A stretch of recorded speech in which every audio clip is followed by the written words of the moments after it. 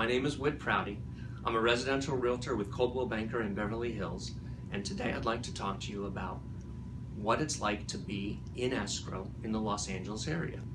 What happens is that after you have gone back and forth and everybody's signed off on the contract, you have what's called acceptance, and then after that, the listing agent, or most likely the seller's agent, takes that contract, delivers it to the escrow company, and they open escrow.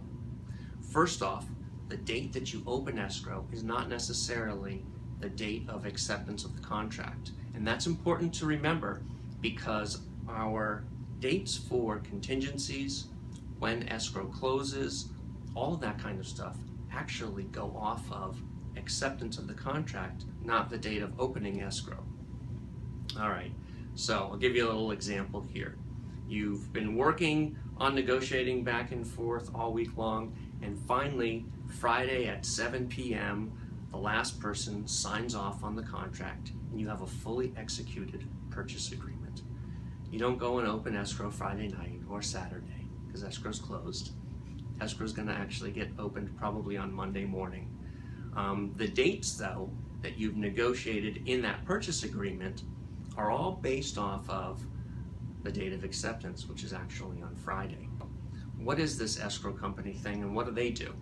Well, it's interesting. Escrow is actually a neutral third party, and they're given the power to do all the things that they need to do and to be that neutral third party. If you're using a California Association of Realtors purchase agreement, there's a section in that purchase agreement that gives them the power and instructions to do what they need to do.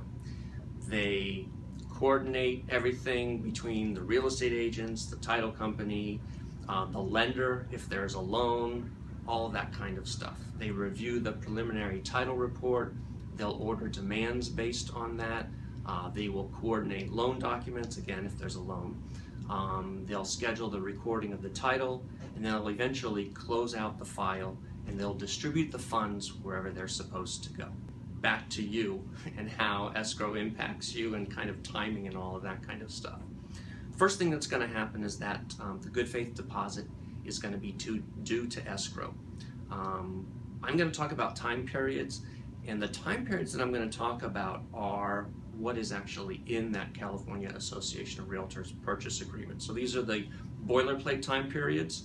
Remember, everything is negotiable that we're talking about here. So if I give you a time period of 3 days or 17 days or 21 days, it doesn't necessarily mean that that's what your time period is going to be. It actually depends on what you were able to negotiate when you were going back and forth with counteroffers or whatever you've put in your purchase agreement. So typically the deposit, which again is typically 3% of the purchase price, negotiable, is due within 3 business days of acceptance. So if you have that acceptance on Saturday, business days do apply, and that's written in the contract.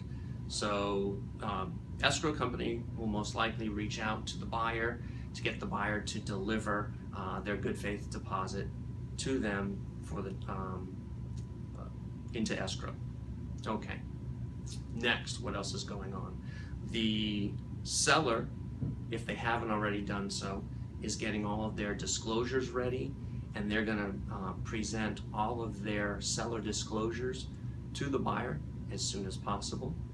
And that's really important, so then the buyer can review those things. The buyer at the same time is scheduling their inspections. Depending on if they have inspections, if they've negotiated an appraisal contingency, if they've negotiated a loan contingency, any contingencies that they've negotiated. So in general, the inspection contingency is 17 days from acceptance. Those are calendar days, not business days. It's also important to note